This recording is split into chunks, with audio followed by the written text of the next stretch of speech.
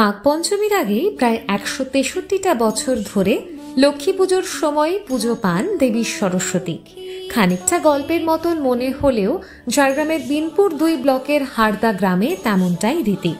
লক্ষ্মী পুজোর সময় হারদা গ্রাম সাজে উৎসবের রঙে। ৪ দিন ধরে চলে যাত্রা, সাংস্কৃতিক অনুষ্ঠান ও আলোকসজ্জায় ভরপুর উৎসব। কোজাগরী পূর্ণিমায় এক ছাউনির তলায় লক্ষ্মী, সরস্বতী, নারায়ণ ও ২ সখী লুক ও লুকানি সহ ২ দাসীর আরাধনা চলে ১৮৬২ সাল থেকে। অক্রুর মণ্ডলের স্বপ্নাদেশে শুরু হওয়া এই পুজো আজও একই মৃন্ময়ী প্রতিমা, অন্নভোগ ও নাড়ুর নিবেদনে ঐতিহ্য টিকিয়ে রেখেছে। ১৬৪তম বর্ষে পা রেখেছে হারদার বিখ্যাত লক্ষ্মী আরাধনা। দীর্ঘ বেশ খানিকটা সময় ধরে সাহা পরিবার এবং মণ্ডল পরিবার যৌথভাবে এই পুজোর দায়িত্ব সামলে আসছেন। আমার সঙ্গে রয়েছেন সেই পরিবারেরই একজন সদস্য। কথা বলবো একটু তার সঙ্গে, জানতে চাইবো এই পুজোর সম্পর্কে। নমস্কার, আমার নাম অশেষ সাহা এবং এখানে উপস্থিত আছে বিমান মণ্ডল আর সুপ্রিয় মণ্ডল। আমরা সবাই এই যে পুজোর যে উদ্যোক্তা সেই কমিটির মধ্যে আছি। মূলত এটা আপনার মণ্ডল এবং সাহা ফ্যামিলি থেকে পুজোটা অর্গানাইজ করা হয় এবং এবছর এটা 164 ইয়ার্স মানে ১৬৪ বছর চলছে। এর পেছনে একটা আমরা ছোটবেলা থেকে যেটা জেনে আসছি যে স্থানীয় আমাদের অক্কুর মণ্ডল বলে একজন মণ্ডল পরিবারের তখনকার যুগের পরাক্রমশালী লোক ছিলেন, তিনি স্বপ্নাদিষ্ট হয়েছিলেন। তারপরে এই পুজোটা স্টার্ট হয় এবং নিয়ম মতো যেটা আমরা পুরাণে যেটুকু জেনেছি আর কি, যে এখানে নারায়ণের 2 স্ত্রী লক্ষ্মী সরস্বতী এবং লক্ষ্মী সরস্বতীর সঙ্গে তার 2 জন সহচরিণী আছেন এবং উপরে এই যে 2টো ছোট পুতুলের মতো আছে, এরা হচ্ছেন দাসী, অ্যাকচুয়ালি সার্ভেন্ট যেটাকে বলা হয়, মানে এনাদের এটা আর কি। এরপর হচ্ছে আমাদের বৈশিষ্ট্যটা হচ্ছে এই যে আমরা কোনো চাঁদা বাইরে থেকে নিই না, কোনো টাকা পয়সা বাইরে থেকে আদায় করি না। ধরুন যারা সার্ভিস হোল্ডার তারা আমরা এরকম 800 টাকা করে দিই, এরকম আছে আর কি। জমি কিছু যাদের আমাদের জমি আছে বিঘে পিছু কিছু পয়সা দিই, আর সার্ভিস হোল্ডাররা বিজনেসম্যান যারা আছেন তারা পয়সা দেন। হ্যাঁ, ওই আয়ের উপরে আমরা যে বাজেট করি সেই বাজেটের উপরে আমাদের এই পুজোটা হয়। আরেকটা যেটা বড় বৈশিষ্ট্য হচ্ছে যে এই যে আমরা পুজোর সময় দেখবেন যে আমাদের এখানে যে একটা মিষ্টি ছিল, ওই মিষ্টিটা দেওয়া হয় ওই দোকান একটা আমাদের কমিটি থেকে ঠিক করা হয়, মানে যেটাকে নিলাম বলা হয়। মানে আমরা একটা পুজোটা শুরু হওয়ার আগে একটা এখানে আমরা মিটিং করি, সবাই আমাদের এই মণ্ডল পরিবারের সবাই আসেন। সেই মিটিংয়ে যিনি হাইয়েস্ট বিড দেন আর কি, মানে যে সর্বোচ্চ দরটা দেন তাকে দোকানটা দেওয়া হয়।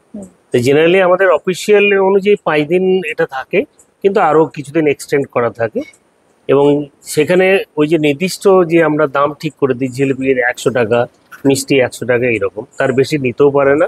আর আমরা ওইগুলো খুব মেনটেন করি আর যেমন ধরুন পুজোর দিন আমরা বাড়ি থেকে কোথাও মিষ্টি কিনি না, দোকান থেকেই কিনি।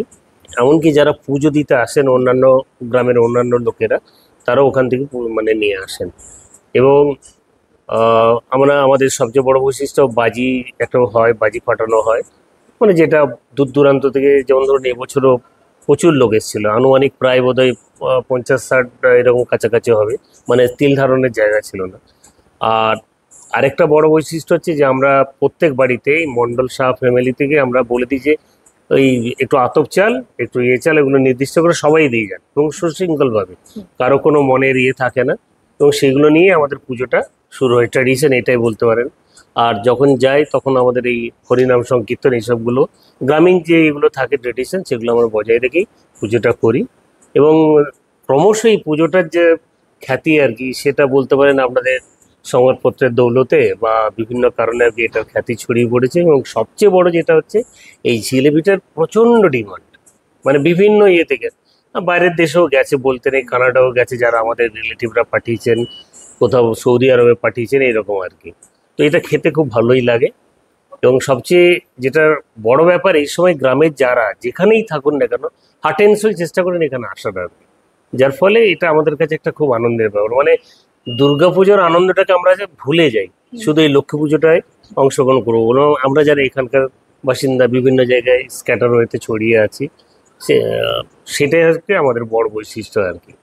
অশেষবাবুর সঙ্গে কথা বলছিলাম, তো উনি বললেন যে এখানে জিলিপির বিষয়টা, তো এই জিলিপি কি মাকে ভোগ হিসেবে নিবেদন করা হয়? না, এই জিলাপি মায়ের করা হয় না, তার জন্য আলাদা আমাদের বুটির মিষ্টি করা হয়। আচ্ছা, সেটা 100 টাকা করে কিলো, এবং সেটা আমাদের কমিটির মিটিং যেখানে হয় সেটাই সেখানে সিদ্ধান্ত হয় কত করে। যিনি নিলাম দোকানের দেখেছেন কত করে রেট নেবেন, সেই রেটটা কিন্তু এখান থেকে ঠিক করে দেওয়া হয়। এবারে সেখান থেকে মিষ্টি নিয়ে এখানে এসে কমিটির কাছে স্লিপ নিয়ে আমাদের লক্ষ্মী মন্দিরে এখানে ইয়ে করা হয়। মানে ওই বিশেষ দরবেশটাই এখানে হ্যাঁ, মায়ের হ্যাঁ, বিশেষ হ্যাঁ, ভোগ হিসেবে ব্যবহার হ্যাঁ। করা হয়। যেহেতু জিলিপির প্রসঙ্গে কথা হচ্ছিল এবং যে জিলিপির সুখ্যাতি দেশ ছাড়িয়ে বিদেশের মাটি পর্যন্ত বিস্তৃত, তো সেই জিলিপি প্রসঙ্গে একটু জানতে চাইবো যে এখানের এই জিলিপির কি বিশেষত্ব রয়েছে যার জন্য মানুষ দূর দূরান্ত থেকে এখানে ছুটে আসে? নমস্কার ম্যাডাম। মূলত আমাদের গ্রাম হাড়দা গ্রাম, আমাদের কাছে লক্ষ্মী পুজোটা যতটাই খ্যাতিমান অর্জন করেছে সারা পশ্চিমবাংলা জুড়ে এবং সারা দেশব্যাপী ছড়িয়ে পড়েছে, কিন্তু আমাদের বিখ্যাত অনন্য স্বাদের জিলেপি। লক্ষ্মী মাতা যেমনভাবে বিস্তার লাভ করেছেন, তার খ্যাতি অর্জন করেছেন, জিলেপি কিন্তু ততটাই গুরুত্ব সহকারে রাজ্য জুড়ে ছড়িয়ে আছে। মেনলি আমাদের জিলেপিটি যেটা তৈরি হয়, ধোয়া বিড়ি যেটা বলা হয় বাজার থেকে, সেটা পেশাই করা হয়। সেই ধোয়া বিড়িটা পিষিয়ে আগের দিন ভিজিয়ে রাখতে হয় এবং ধোয়া বিড়ির সাথে চাল গুঁড়ি মিশিয়ে তাকে চিনির রসের মাধ্যমে সুস্বাদুভাবে বানানো হয় এবং খেতে আমার বাজারে যেটা রেডিমেড সাধারণ যে জিলেপিটা পাওয়া যায় সেটা সাধারণত ময়দা থেকে তৈরি হয়, কিন্তু আমাদের এটা স্পেশালি ধোয়া বিড়ি এবং গুঁড়ি থেকে তৈরি হয়। এই জন্যে তার স্বাদ এবং একটা সুগন্ধও থাকে। প্রচুর পরিমাণে সেটা বাজারে বিক্রি হয়। প্রতিদিন প্রায় 20 থেকে 30 কুইন্টাল জিলিপি বিক্রি হয় এবং প্রায় 10 থেকে 15 দিন ধরে সারা দেশব্যাপী বা আমাদের রাজ্য তো বটেই ছড়িয়ে পড়ে জিলিপি। এবং সবথেকে গুরুত্ব মানে আমাদের যখন পুজোটা করতে হবে, আমাদের মধ্যে একটা প্রত্যেকের একটা আমেজ আসে বা ইচ্ছে হয় যে দোকানটা আমাকে করতেই হবে, এবং সবাই মিলে আমরা মুখিয়ে থাকি, কেউ না কেউ এই দোকানটাতে নেওয়ার উৎসুক হয়েই থাকে।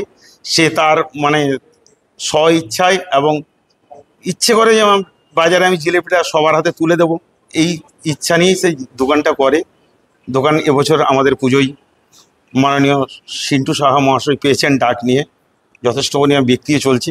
যেহেতু দুর্গাপুজোর একদম পরেই এই লক্ষ্মী পুজো এবং সামনেই শিলদা এবং বেলপাহাড়ি, তো ছুটির মরশুমে নিশ্চয়ই অনেক পর্যটক এখানে আসেন এবং যেহেতু এখানে এরকম একটা ঐতিহ্যবাহী পুজো হয়, তাহলে সেই পুজোকে কেন্দ্র করে একটা সমাগম হয়। তো একটু জানতে ইচ্ছে করছে যে এই ঐতিহ্যবাহী পুজোর প্রভাব পর্যটন শিল্পের ক্ষেত্রে ঠিক কতটা? সবচেয়ে বলে রাখি যে আমাদের এই বিনপুর থেকে হাড়দা আসার রাস্তা, আগের রাস্তাটা খুবই খারাপ ছিল, তার মাঝখানে একটু ভালো হয়েছিল। এখন আমরা গভর্নমেন্টের পিডব্লিউডি নাকি নিচে শুনছি কনস্ট্রাকশনের কাজ চলছে, আন্ডার কনস্ট্রাকশন। অবভিয়াসলি রোড খারাপ থাকলে পর্যটকরা আসবেন না, এটা স্বাভাবিক। আমাদের এইসব এরিয়ায় পর্যটনের কিন্তু অনেক ভালো জায়গা আছে, মানে একটা জায়গা আছে যেমন যেখানে 3টে নদী মিলছে, আমরা এখানকার ত্রিবেণী সঙ্গম বলি ওটাকে, কাঁসাই নদী, ভৈরবাকি এবং তারাফিল্ড। আরও কিছু জায়গা আছে, স্পট করলে হয়তো ইজিলি এখানে আসতে পারেন। এমনকি আমাদের হাড়দায় ঢুকতে গিয়ে যে ঝিলটা আছে, সরকার যদি ওখানে কোনো কিছু করে দেন হোমস্টের মতো, আগে মাঝখানটায় বোটিং হচ্ছিল, বেশ একটা অ্যাট্রাকশনের কিছু হতো। কিন্তু মেন ব্যাপার হচ্ছে রোড ভালো না থাকলে কেউ আসতে চায় না। যদিও পুজোর দিনে প্রচুর ভিড় হয়, মানে একদম ওই কুই, আমাদের এই গ্রামে আসার আগে কুই অবধি ওখানে পুলিশ ব্যারিকেড করে দেয়, আসতে দেয় না, এত ভিড় হয়। তো অবশ্যই রাস্তাটা একটু ভালো চাইবো। এবং এই জিলিপির জন্য দূর দূরান্ত থেকে লোক আসে, এটা বলে লাভ নেই যে শুধুমাত্র পুজোর দিনের জন্য নয়। কালকে আমাদের জিলিপির দোকানে এমন অবস্থা হয়েছে যে রাত্রি 2টোর পরে দোকান বন্ধ করে দিতে বাধ্য হয়েছে, এত মানে চাপ। রাত্রি 2টো পর্যন্ত বিক্রি হয়েছে? হ্যাঁ, এত চাপ ছিল, মানে সবাই চাইছে আমাকে দাও আমাকে দাও আমাকে দাও, এরকম ব্যাপার।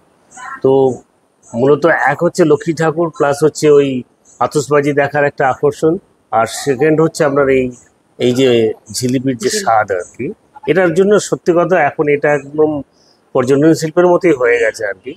তা প্রশাসনের কাছে এটা আমাদের অবশ্যই আবেদন থাকবে হাড়দাবাসীর পক্ষ থেকে এবং হাড়দা লক্ষ্মী পুজো কমিটির পক্ষ থেকে, যে দ্রুত যেন একটা সুন্দর রাস্তা আমরা পাই আর। 164তম বর্ষে পা রেখেছে হাড়দার ঐতিহ্যবাহী এই মা লক্ষ্মীর আরাধনা। তো তাকে কেন্দ্র করে প্রত্যেক বছর নিশ্চয়ই কিছু সাংস্কৃতিক ভাবনা থাকে, অনুষ্ঠানও হয়। এই বছর এই পুজোকে কেন্দ্র করে কি কি ভাবনা রয়েছে?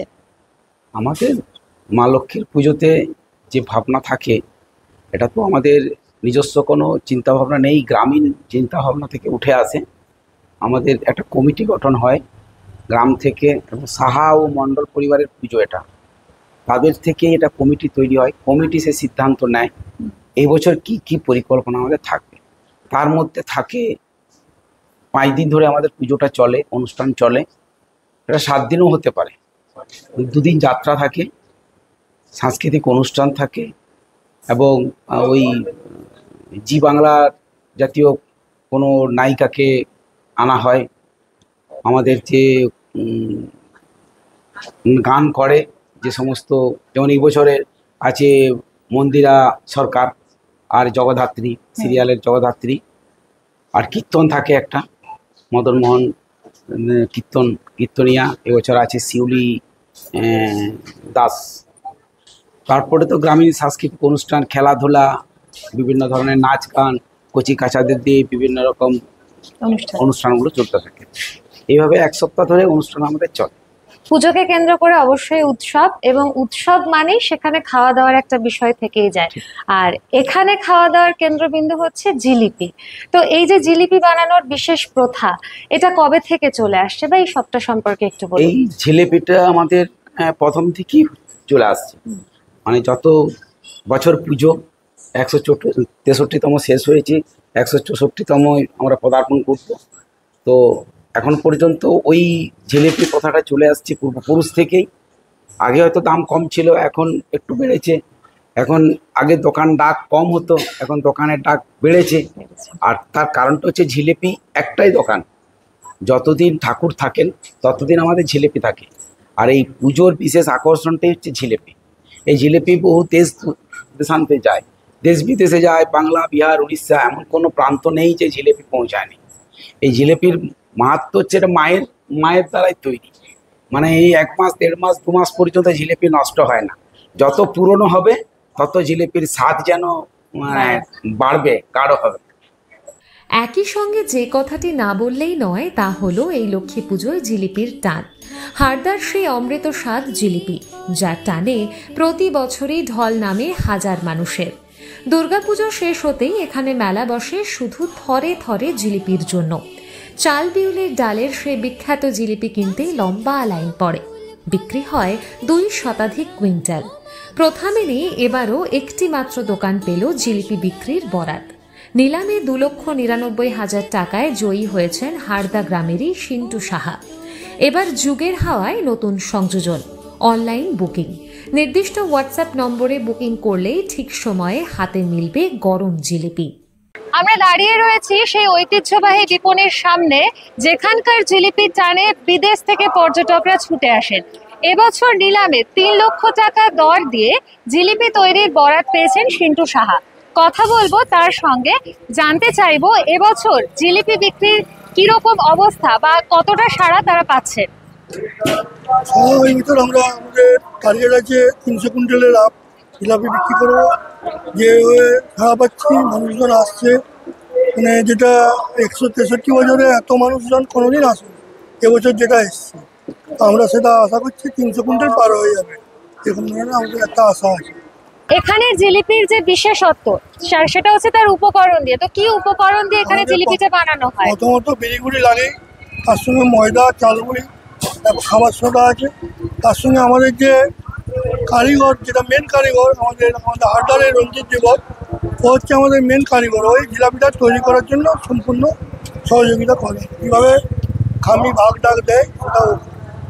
আর লক্ষ্মী পূজার প্রথম দিন আমাদের আরম্ভ হয়েছে, আজকে 2য় দিন। আমরা প্রথম দিনেই প্রায়, যেটা আমরা কালকে বিক্রি করেছি, প্রায় 4 লাখ টাকার কিছু কম বেশি হবে এরকম বিক্রি করছি। প্রায় 40 কুইন্টাল প্রথম দিনে আমরা বিক্রি করছি, তাও আমরা মাল সাপ্লাই করতে পারিনি। ঐতিহ্য আর স্বাদের এই যুগলবন্দি যেন এক অবিস্মরণীয় লোকগাথা। শতাব্দী প্রাচীন এক ঐতিহ্য সময়ের স্রোতে আজও সমান উজ্জ্বল।